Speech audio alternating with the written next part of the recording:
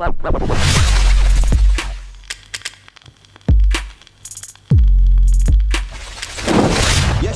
and welcome to another video. I'm Lewis, above me is Jordan, and this is the preview for what game, Bray? The Wolves game, the Wolves, Bray. What the hell? Yeah, this is a big game, guys, and we play before Chelsea and Liverpool. They both play at 3 p.m, whereas we play at 12:30, early kickoff. That's your fair warning, by the way. I don't want to see no excuses of people in the chat. Kyle Cook. Saying, oh, I forgot about the early kickoff time. But it's a really good opportunity for City to apply some pressure. We're going to come into that in more detail in just a second. Before we do, guys, just quickly, please hit the thumbs up button for us. Just helps other City fans find the channel. Subscribe to the channel as well if you are new, and hit the notification bell so you don't miss any of our videos or when we go live. And a massive shout out to today's sponsor, the guys at OneFootball. They've built this app, which is completely sick. The best part about it is it's completely free to download. The QR code will be on screen, link in the description, and pinned comment if you want to download it. Once you download it, select City as your favourite team, or Wolves, or whoever you are, and you get all the team news straight to your phone, transfer news, transfer rumours, which is going to start popping off. I've seen some Haaland news today. I'm sure there's going to be stuff on there about that. And my personal favourite thing about the app is its in-game stats. I always bang on about this, but it's actually mega. Check out the app. It's completely free. A link in the description. Right, okay, yeah, so I touched on it there, bro. It is really important to get the win in this game. I mean, in the last match, we were talking about getting the goals, trying to get that goal difference a little bit better, you know what I mean? We didn't do too great in the end. But in this match, whilst it would be nice to win 5-0, I'm not going to say no, I do think because of the time that we play and our ability to put this pressure on Liverpool and Chelsea, who play after us, I think the main thing here is just getting that win. Yeah, they've got to gain points to get above us in this situation now. So my mind has kind of switched from getting. Telling me no. Sorry, bro. I had to do that. Innit? I had to do that. You should have done that. No, you're in prison, innit? Yeah.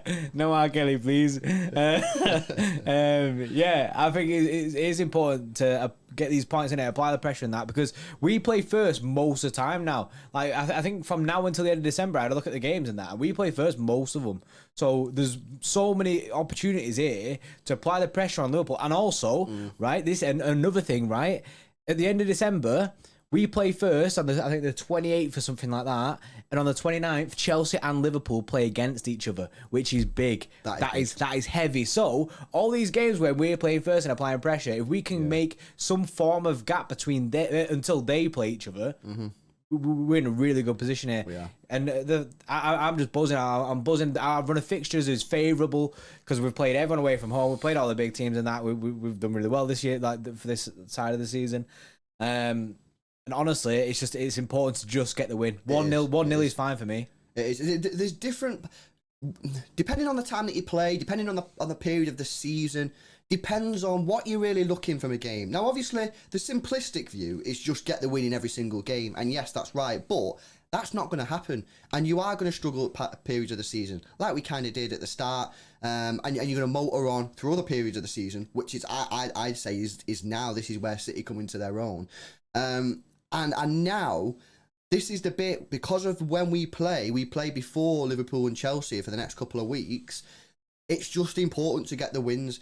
I've had that goal difference agenda in my head for a very long time, and whilst it's still there, and as I said at the beginning of the video, it would be nice to win 5-0, I'm just looking for a win at the moment. I'm just constantly looking to rack up those points. Can Chelsea and Liverpool handle the pressure? Because they will slip up. The main thing is that we don't want to do is slip up ourselves and then give them a massive, massive boost going into their 3 p.m. kickoffs. So it is absolutely crucial just to be getting them wins. And if we can just extend our lead a little bit at the top of the table by the time, like you just said, Chelsea and Liverpool play each other, well, one of them's going to have to drop points, if not both of them.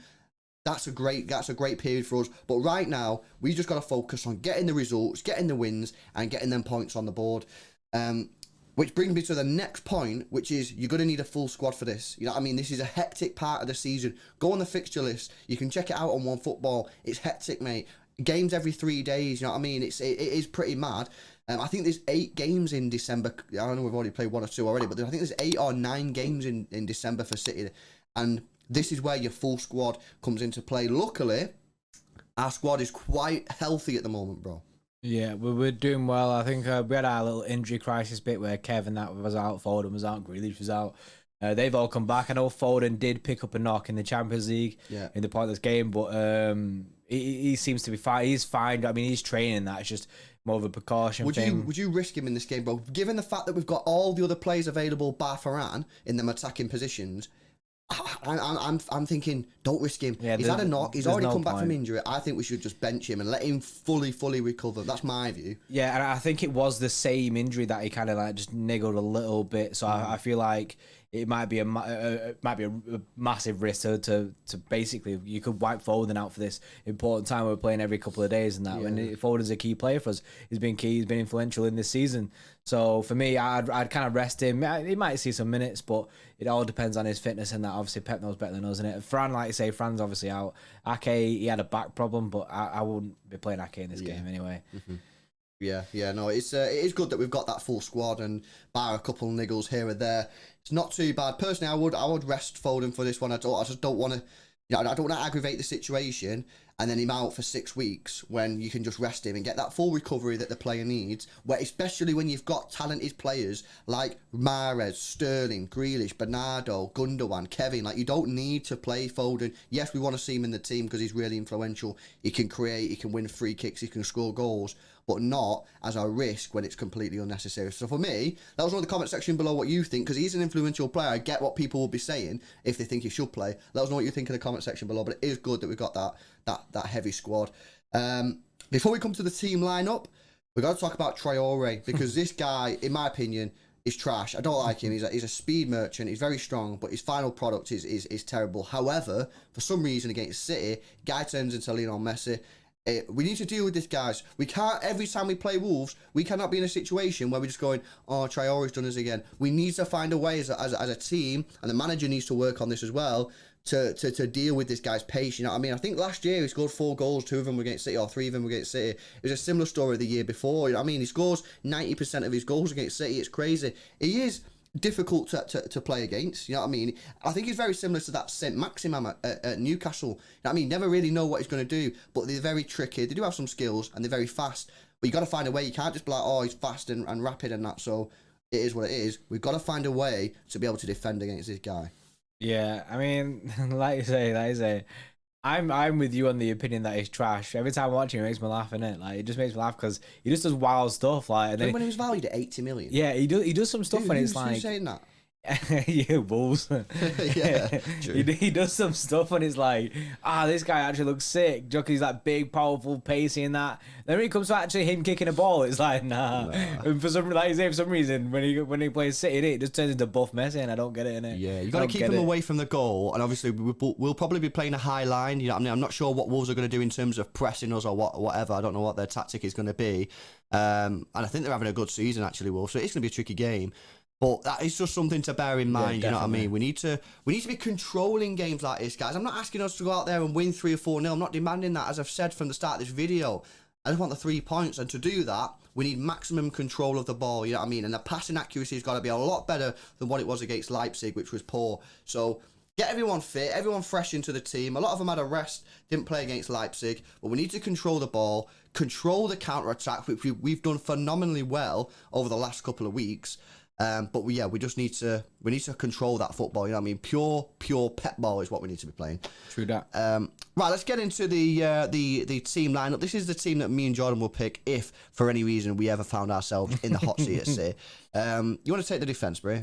Yeah, so Edison in net, which is standard. We've got with Walker right back, him returning after his red card and that. I've seen some people, bro, saying online on Twitter and that what he did against Leipzig was so stupid that he needs to be dropped for this game. Put Cancelo at right back and Zinchenko at left back. What are you saying? Is that fair? I can see that, but I it was dumb. It was stupid. He didn't need to do it. And but I hope that Pep would have had words. And he's you know what I mean? He's intelligent enough, and he's.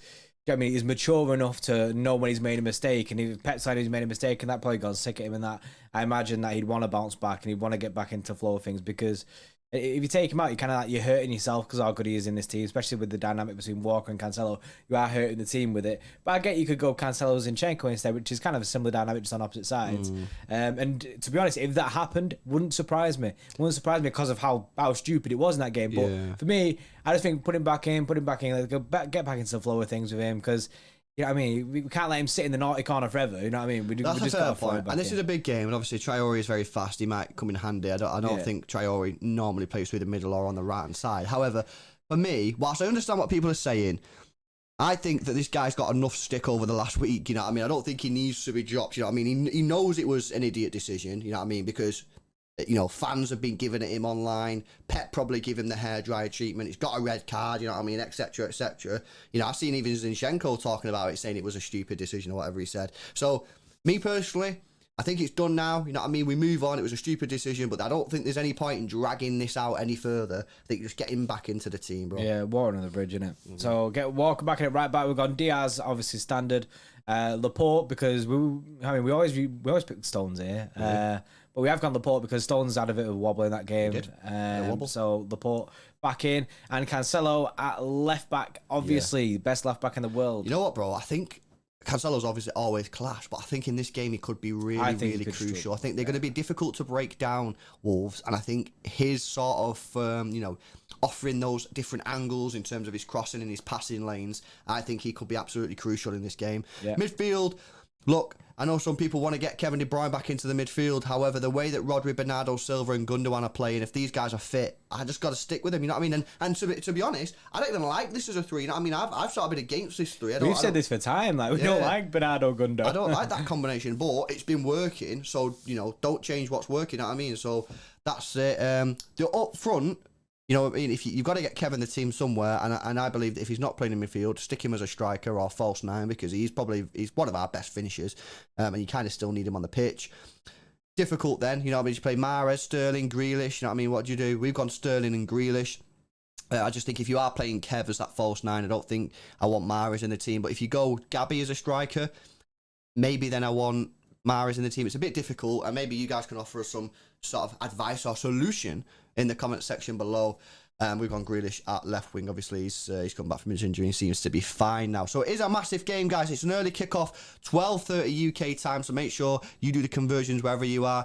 And don't be late in it, because it is a massive, massive day. If we can get that win early on and put that pressure on Chelsea and Liverpool, it'll be an interesting watch. And by the way, we're doing a back-to-back live stream tomorrow or today. If you're watching it on the day of the game, we'll obviously be doing our live watch along for the Wolves City game, and then straight after at 3 p.m, we'll be doing a tier 3 live watch along of both the Chelsea game and the Liverpool game at the same time. So if you're not already a tier 3 member, maybe you're a tier 1 or tier 2, you want to get involved, upgrade, and if you're not a member at all, you can join below by clicking the join button or the link in the description. Massive shout out to our sponsor, the guys at OneFootball. Sick app, completely free. You help support the channel if you download it, so go check it out. Smash a like on it, subscribe to the channel if you're new, and we'll see you in the next one. See you in a bit.